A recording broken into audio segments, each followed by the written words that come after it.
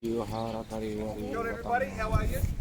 Good. Good. My name is Hinari. Said that before, but at the end of the tour, the people with the white stickers, you'll have to remember my name. The people with the yellow stickers can as well, but it's not a test for you guys. But we do have a test here. This is the full name of our village. Gosh, I know. It took me 45 years to get this right. Still getting there. But it goes Te WHAKAREWAREWATANGA o te opi TAUA a WAHIAO. Second oldest name in Aotearoa, New Zealand. Now when you translate it, it means the uprising war party of WAHIAO. So I just see my friend over there, Michael, I'm going to carry on. Uprising war party of WAHIAO. Now WAHIAO is a chief that resided in our valley a number of generations ago, and it was famous for bringing warriors together to defend this valley, to stop other warring parties coming in and taking over this landscape. You would think that, it's not a very nice place to live in a geothermal area. However, it does have its benefits. Hot running water, hot pools, nice warm ground to sleep on in the evenings, and hot steam you can cook your food in. So I'm just going to check in with the boss, see what he wants to do in terms of the two groups that we've got here.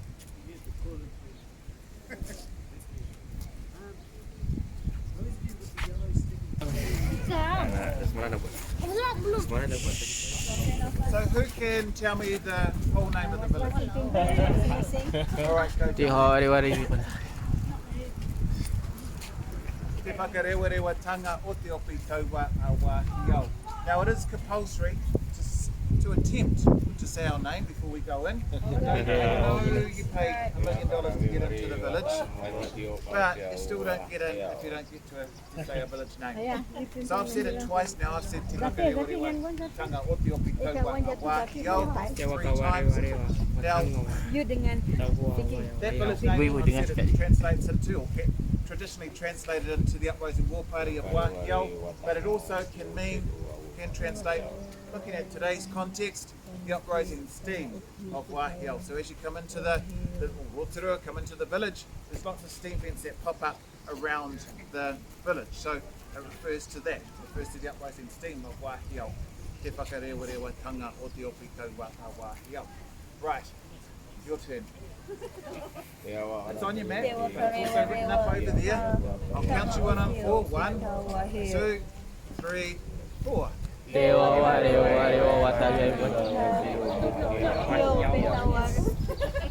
Perfect. If I had to close my eyes, I would have thought we were at one of our ancestral homes just listening to our Maori language. Lucky, we can go in. Jeez. Yay. As we go in, just beware, there's cars, trucks and motorbikes and bikes cruising on the roads, main streets, just step to this side. Now, as we go into this hub of activity in the village, we've got multiple geysers and multiple mud pools. Just stay to the track. Children, just make sure that the parents don't go wandering off past their fence lines. Keep them close by. Now we'll be crossing the bridge. This is the 4th built bridge in our village, and previous to that we had no bridges. We just had people like myself that would carry tourists across the river, past the crocodiles, past the sharks, through the piranha pool, and hopefully get you on the other side. Hopefully. Now the tourists sometimes would throw a penny into the river. Now our children at the time were wondering, why are you throwing money away? And they would die for those pennies. They would collect those pennies and then go and spend their fortune. That tradition has carried on. So we've got some children, hopefully my children are in there, or one of them did come up here and I tried to get them into taking over my job. But they'll be in there calling out for a coin. We've moved on from pennies and we've moved into coins, gold coins, Visa cards, lovely phones like that. So they'll be calling out for coin as we cross the bridge. You're under no obligation to throw anything in. It's up to you. Good luck with getting across.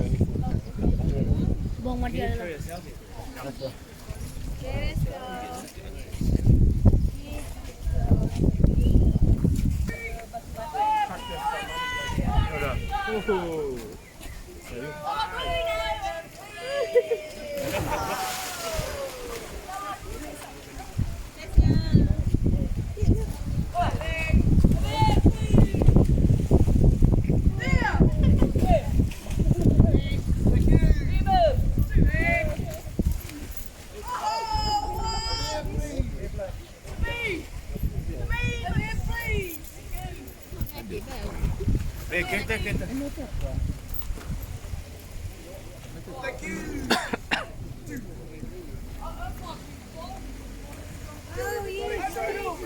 The river that they're swimming in is freezing cold. You would think that with all the geothermal activity that we've got happening in the river here that it'll be a little bit warmer, but it's not. So it's freezing cold. We'll go in a little bit. We'll go into our village.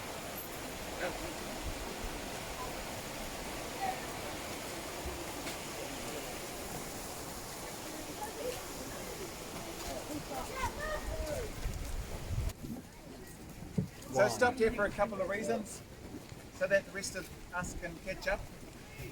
But the main reason being just to show the landscape that we live on. Now over to my right, we've got steam vents that have popped up. We've got cabins that have appeared in the ground. Now we did used to have buildings in this area here, around about 1950, up to about 1950.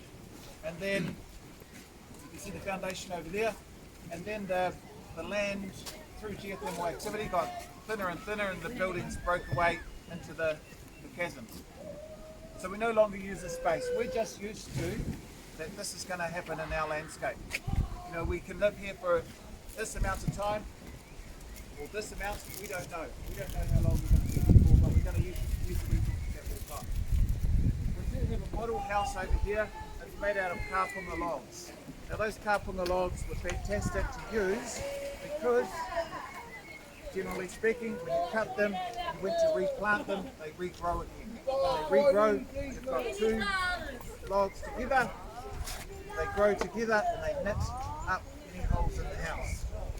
Now that's good for the men and for the children and the women. They got to live inside the house. The men folk got to live outside. Now we were one of the reasons behind that was that we were the first line of defence. And as I was saying before, the benefits of living in this area here is that we've got nice warm ground to live on, to sleep on. So it's like an electric blanket. Although it still does get very cold during the winter time. As we go around, if you've got any questions, just feel free to ask and I'll come up with an answer. Or not.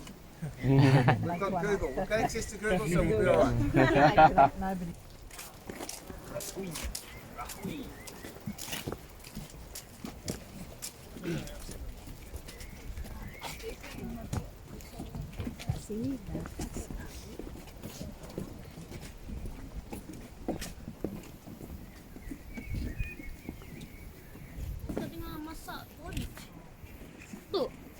Dong tengah masak.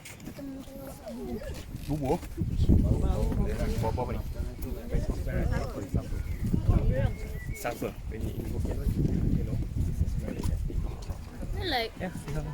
I like bubur. Boleh bukan itu. Ya.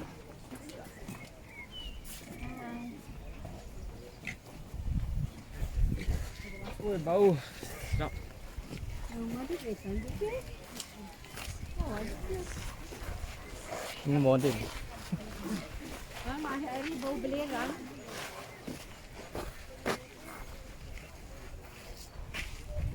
Lagi besar. Kia ora everybody.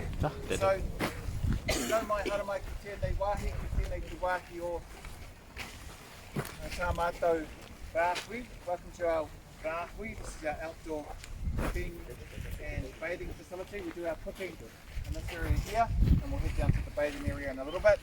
But we're stopped beside one of these. This is our oven. This is our steam box. This is our natural way that we can cook today. That day's gone by. This was our everyday process for cooking our food. We didn't have milled macrocarp, we didn't have lovely plywood tops, but what we did have is that we put the rocks around the steam vent, put the food into the into the ring of the rocks, wrapped the food up to flax woven baskets, and then covered it over with vegetation, and that was how we kept the heat in on the food that we're cooking. Now the heat in here, once you put the lid on, you can get up to around about 70 degrees. So it's a nice temperature for a slow cooker, processing all day. If you're cooking for 8 people, you can put meats in here, you can put root vegetables in here, pumpkin, carrots can go into here. Cooking for 8 people, depending on whether it's frozen or uncooked, it can take between 1 and 2 hours to cook. So it's not too bad. You need a bit of time on your hands to cook here, but some of our villages, what they do, or some of our people actually, will come down here, put their food into the steam box in the morning, go into town, go into work, come back 8 hours later and pick up their dinner. Now the good thing with these steam ovens, these steam boxes, Maori ovens, is that it's a moist heat that the food is being cooked in. So it's not a dry heat like your conventional oven, so the food doesn't burn. If you're cooking in an oven, conventional oven, dry heat would burn. You leave the food in there for 8 hours, it's going to burn the food. Now when you came into Rotorua, you went, that's a lovely smell. I love that smell of Rotorua. And you thought, I hope that if I'm getting food cooked in our steam vents, that steam permeates through my food, that smell permeates through my food. Well, unfortunately it doesn't. So the smell that you smell coming into Rotorua doesn't permeate through your food. What I find that when you're cooking in steam boxes, when you're cooking in POHUTU, we'll go to that pool in a little bit, that this method brings out the natural flavours of the food. It brings out the natural flavours of the food, and it tastes delicious.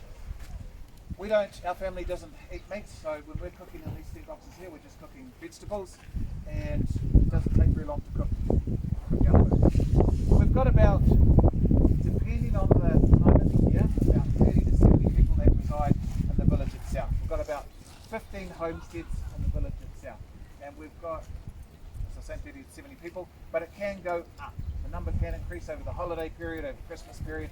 More people can come into the village.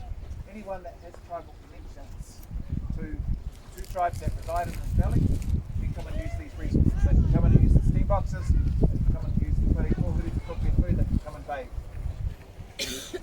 More tribal people would like to come and move into our area, into this village area here, more of our tribal people. However, we don't have the space to accommodate, and there is some building restrictions, local building restrictions, because we're on a geothermal landscape, that we can't build any more homes in here.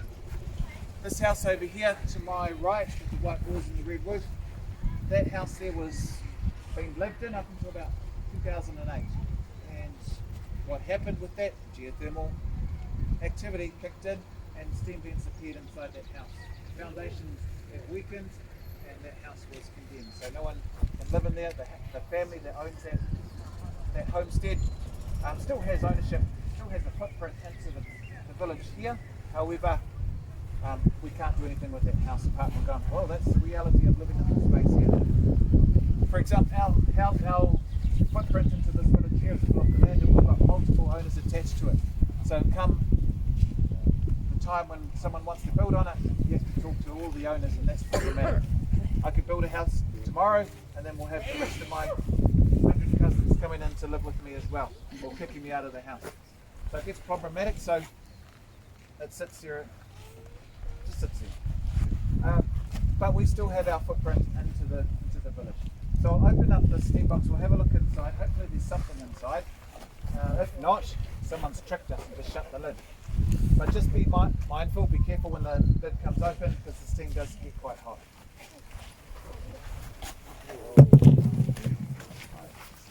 Nice. So you can see that we've got some baking, some casserole dishes. We've got some food wrapped up in tin foil, stuck into those casserole dishes, baking dishes, and put into the steam box here. As I was saying, 2-3 hours, or 1-2 hours if you're cooking just for a small amount of people, 2-3 hours for something a bit bigger. So the bottom of this steam box here, you've got rocks on the bottom, whereas the other steam box ovens that we've got, it's got metal grill on the bottom, and it just makes it easier when we're stacking more food into the other steam boxes. You can cook for a large number of people. So if you're cooking for 200 people, you can put it into a bread tray. Can't see a bread tray at the moment. Stack the bread trays up, and 3-4 hours later you've got enough food for all of those people. A very effective, efficient, cheap way of cooking for a large group of people. So it's basically just over a vent. Yeah, yeah. Yes, this is just over an actual vent, and this one was created through a heavy vehicle coming into the area. The tyre broke through the surface, and we went, oh, there's a steam vent, let's use that. Let's block off this to heavy vehicles. Yeah. The rocks.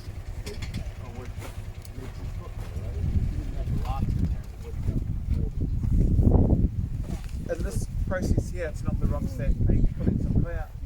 Are you going to grab it now? Are you grabbing your stuff? What have you got in? What have you got in there? We've got chicken, potato, kumara, bread stuffing, and pudding. Sounds good. It does sound good. So one of the key things when you're cooking steamed pudding is not to open it up too early. We did not open the lid. Not at all. No. Yeah. So steamed puddings. Yep. If you're cooking a steamed pudding, like you're cooking a cake in your conventional oven, you want to make sure that the heat's kept in there. So when you're opening up the oven at home and your cake's cooking, someone's going to come out and growl you. Same deal here. Not by this lovely person over here, they wouldn't growl you at all.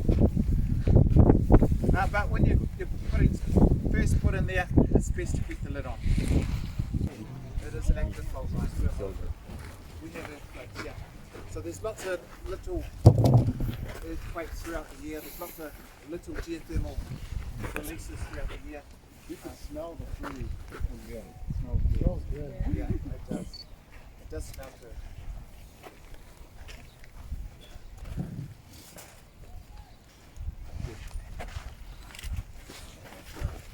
So the good thing with these kind of baking dishes, you saw in that one there, it's got holes through it. It just helps the heat come through the baking dish, and it also just releases the water that builds up in the dish as well. So some of the pots that you put in here will generate more water inside, so you don't really want that sitting, the chicken sitting in, the potato sitting in the water all day. So that's the kind of setup that we've got. Now we've got, traditionally we would have put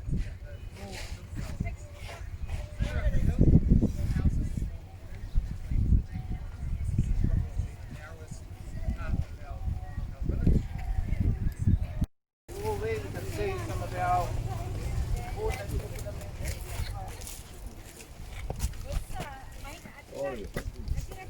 So we have got some food cooking in Pari Kohuru at the moment.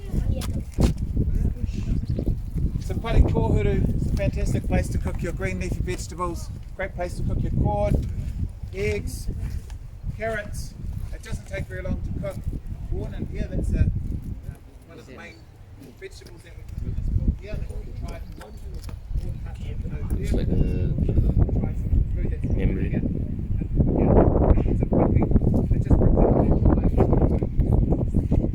This temperature of the pool surface is 90 degrees to 100 degrees. Ooh, boiling. Really hot. It's not a good place to go swimming in here or pooling. But we do use this water to bathe in, just not here. Cuts at the back of the pool is an overflow channel.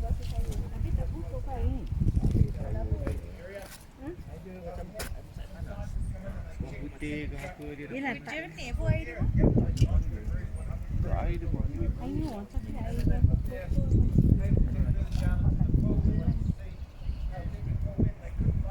Okay, semua tengok sini. Nampak? Tak nampak. Okay, tengok.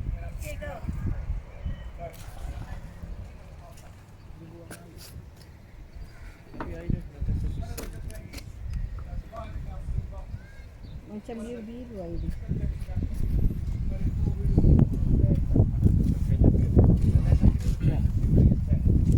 Leave your food in there for a lot longer than you would on a stove top. When you're boiling your corn away on the stove top, you don't want to leave it in there too long.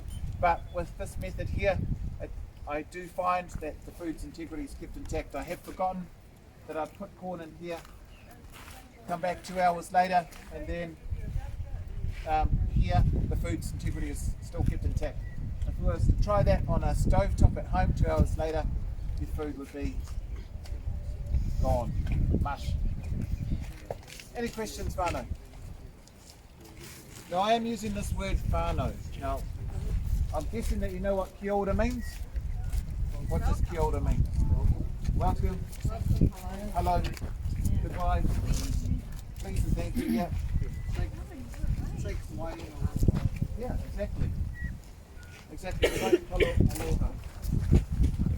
But I'm going to use this. I'm throwing in this other Maori word, whānau. And as we go around, I'll put it into context. And at the end of the tour, you have to tell me my name, Skinari, the full name of the village, and what does whānau mean. Good luck. We'll carry on around 2 hours. Some people are recording this, so you might want to listen to it.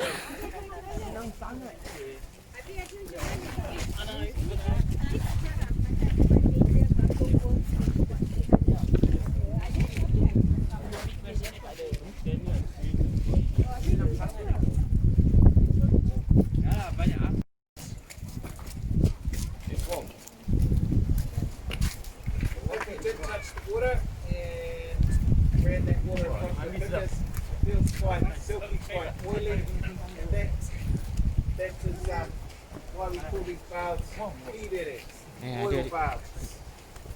Now that is from, when we hop out of this bath here, the skin feels quite oily, quite silky, and that's from the minerals that are in the water. So we've got a high content of, we've got lots of different minerals in these waters here, and that's why our elders swear by coming out and using these waters.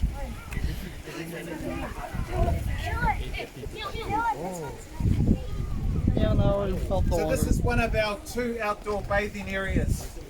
We've got our other bathing area that we have got. It's not open to public. It's just one big pool, which is about as big as the pad that we're standing on at the moment. As you can see here, we've got multiple baths along here. So it's a communal bathing space, much like our communal cooking area. Anyone that has tribal connections to Tuhorangi, Ngāti WAHIAO, those are the 2 tribes that we have in our valley, in our village. Anyone that has tribal connections can come in and use these resources, can come in here. Now there's about 2,000 that have direct tribal connections to Tuhorangi, Ngāti WAHIAO. And so when you come down to bathe here, like you, when you're having a bath or shower at home, or in the nude, in your bathing suit, in your birthday suit, we do that as well. Probably the difference between what you do at your house and what we do here, you don't invite your 2,000 neighbours to come and join you. Now, I don't know all my cousins and all my uncles and aunties, so I could very well be bathing alongside strangers. We bathe alongside, females and males bathe alongside each other. It's something that we've got used to, it's something that we're just mindful around. So at the end of your bath, get to know your relatives really well. You catch up on the gossip, you catch up on what's happening in the village. At the same time, you're helping if you've got aches and pains and sprains, our elders say, come down here, have a bath, have a mineral bath. Now it is still quite hot when you run the water into the bath area here. It's still quite hot, even though we've got the catchment pool over to my left and we've got the water overflow channel coming down. It's still quite hot. So we've got a cold water tap over here. So when you come down, you can mix the waters if you like, or you come down, you run your bath, you block the channel off, you come back 3 or 4 hours later, and hopefully the water's cool enough, and hopefully no one else has jumped in your bath. There's no bath, it's all communal, so if someone jumps in, you just got to wait. Any questions, Whānau? Wait, that's not that's sulfur, right? Yeah. So there's not a high content of sulfur in the water that we cook in POHUTU or bathe in, but there is sulfur in there.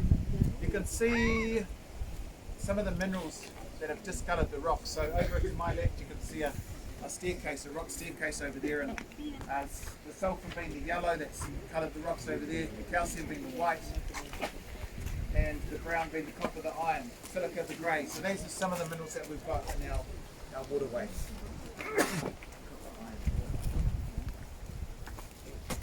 Wait, the city is called Wara something. Irfan. Irfan.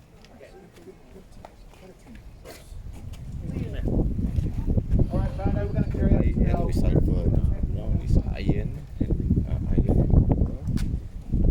That one is calcium. So three all the different minerals. Macam kamu tak satu hari pun tak dapat ikan. Libur tak dapat ikan. Ikan nak ikan. Okay, wakawaki. Right? Means welcome. Welcome. Aloha.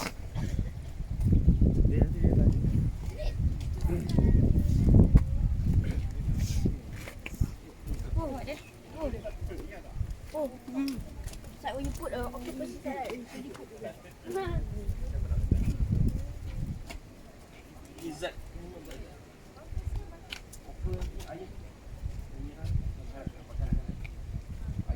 Besi saya. masuk dalam perut. Jangan telan Masuk itu dalam apa. perut, habis.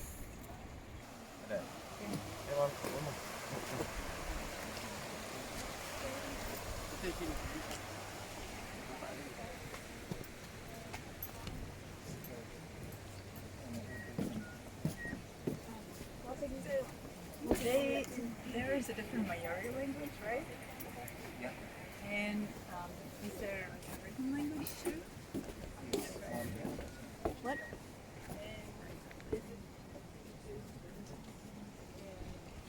Isn't this all cause pollution? What? Oh, nice. Yeah, sure. Camping. This is natural. Oh, this is steam. It's water. Pure water.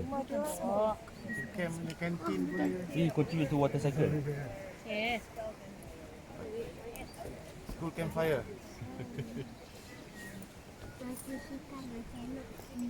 Abang cakap sini platform of our geysers. We've got one of our geysers playing on top of the rocks over there. You can see the water spout coming up. That's called te tohu. Te tohu means the indicator or the signal that other things are going to happen. Other geysers are going to come up. te tohu.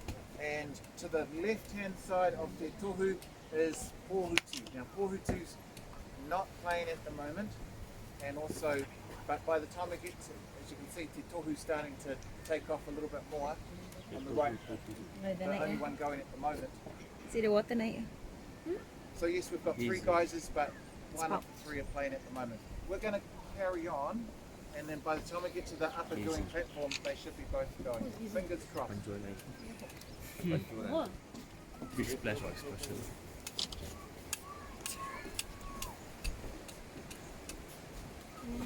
Let's go with te tohu. POHUTU.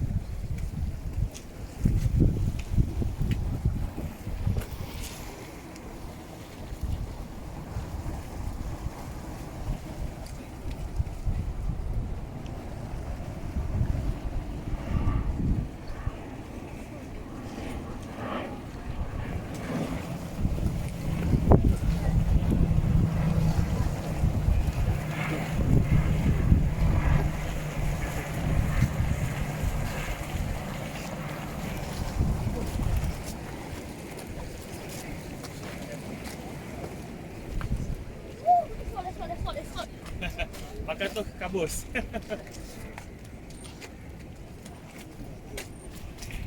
Named after me. I think it's named after my grandfather. But you can translate the name into the grumpy old man. The man that snores a lot. So it's not named after me, sure. It's named after the sound that it makes. It's bubbling. It's constant bubbling. You stand next to that pool and read that statement.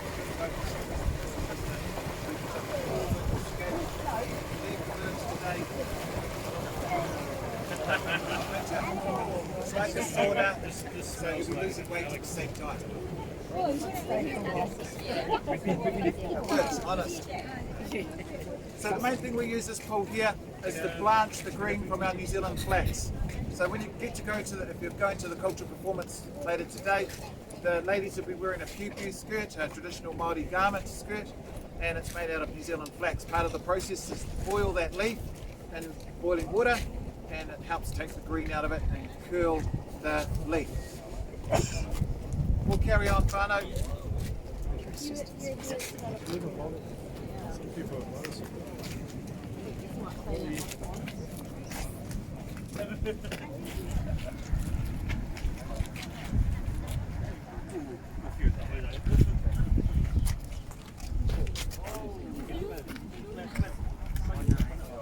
Okay, come.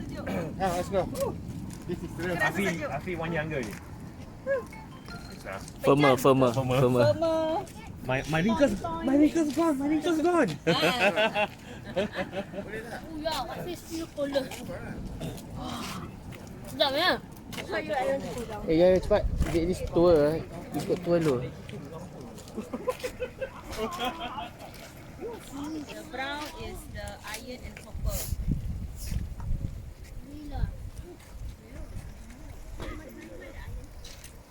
The white one is the culture. Yellow one is culture. All the different mineral. That's why it's good for your health. Jangan pergi dekat tanpa tahu. Semua sulfur.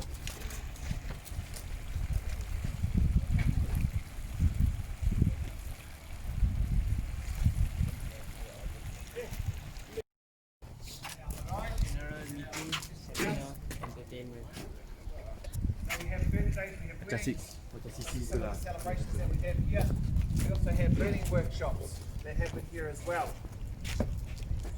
If you have a birthday or a wedding here, it's free if you're connected to the tribe here. However, there's a catch.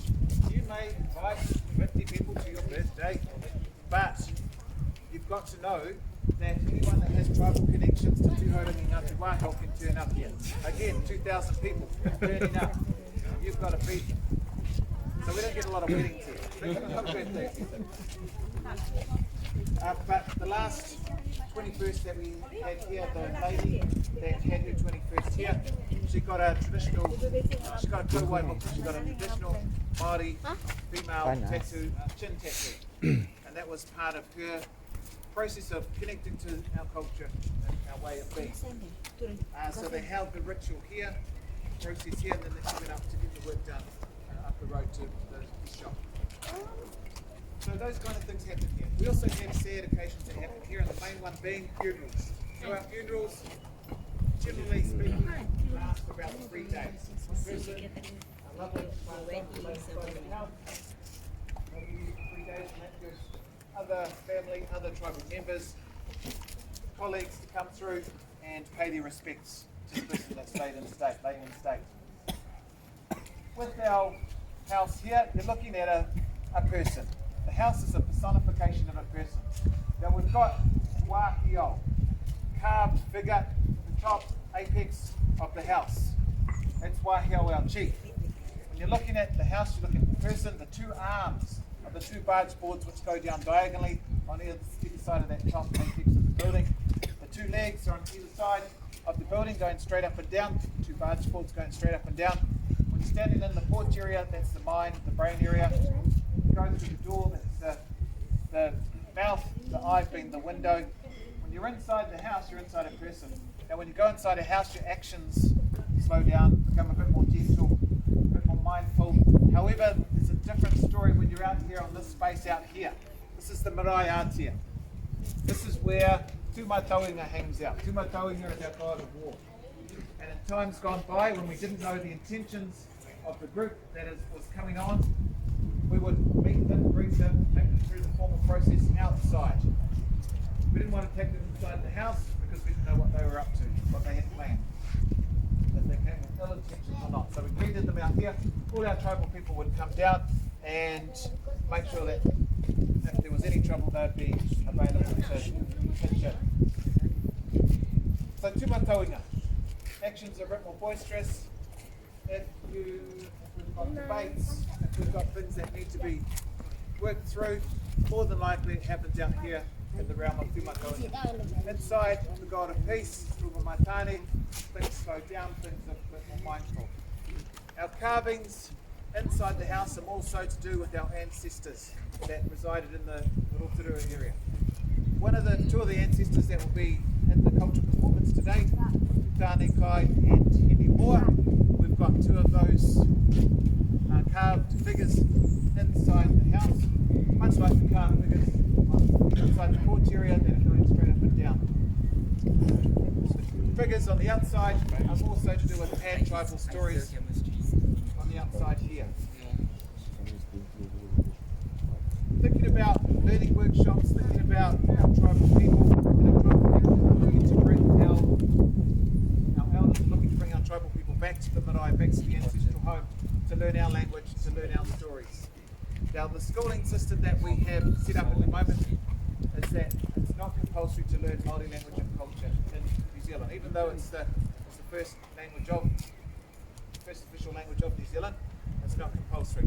It is in our curriculum that Māori language and culture should be taught in our English medium schools, but it's not compulsory.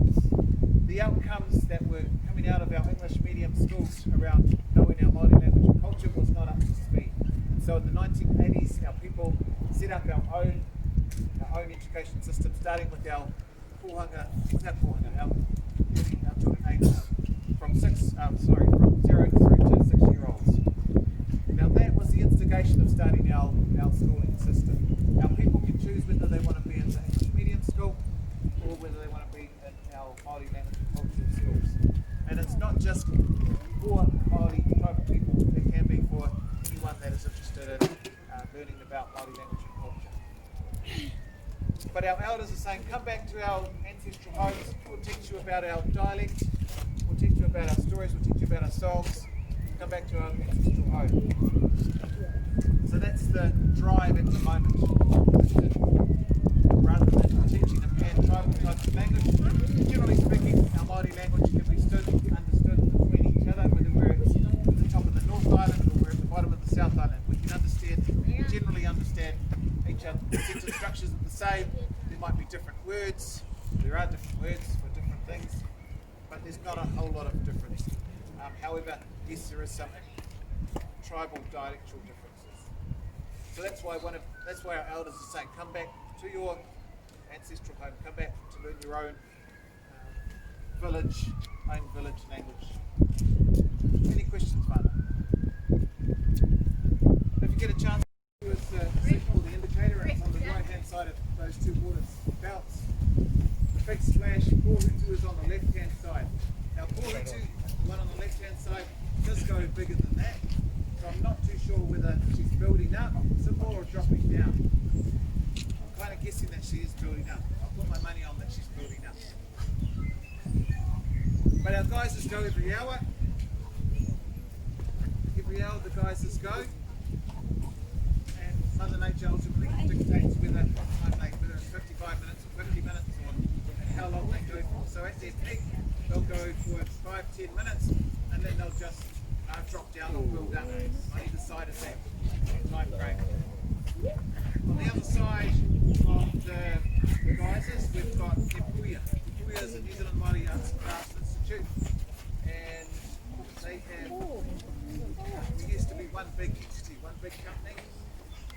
Pre-2000, just before 2000, what happened was that there was a disagreement between, because it is government owned presently, between what the government wanted to happen and what the residents wanted to happen. There was years of discussion around how it was going to evolve, how the company was going to evolve, and what needed to happen on the residential side. And we couldn't come to an agreement. We couldn't come to find a solution. So the only solution that someone found, and we don't know who that someone is to this day, was to lock the gate. So just down here, 20 metres, we've got a gate, and someone came in and put a padlock on it. And that was that. We were separated, two different entities. Now it's a bit of a shock to the people here because there was more people coming through. It was a good and bad thing.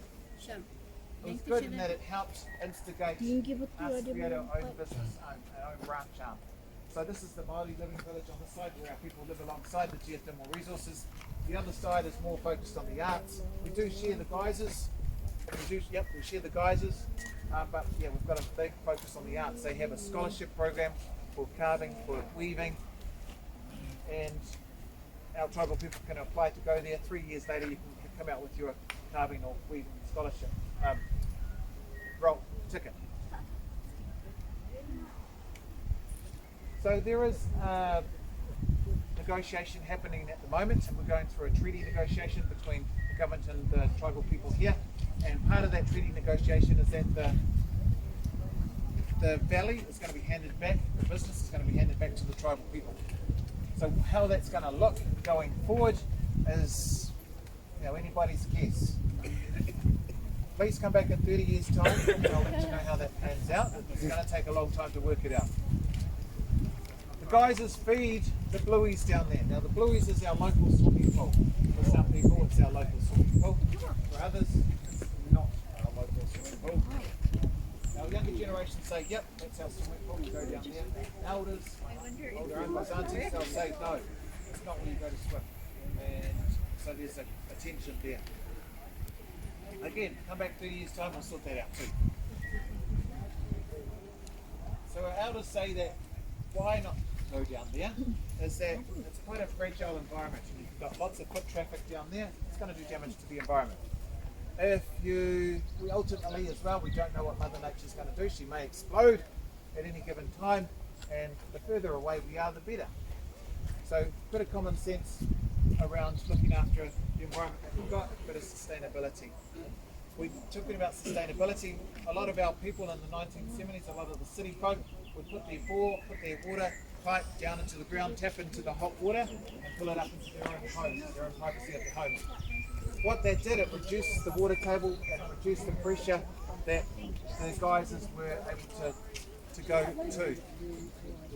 So our tribal people got together with the local government, got together with the scientists and said we've got to put a 1.5 kilometre ban on having your personal bore, personal pipe into the water. And what it did, the geysers came back. So again, just telling us about in order to be sustainable, we need to make sure that our practices are mindful of the environment around us. Alright whānau, come to the end of the tour. So what's our village name? Perfect!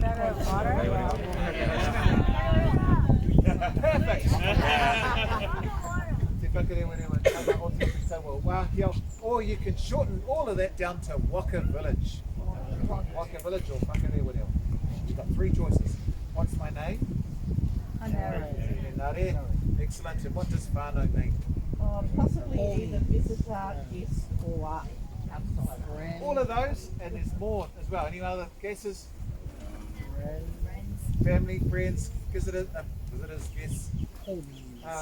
So, kia ora. Thank you so much for coming through our village. Thank you for supporting our language and culture to sustain itself going forward.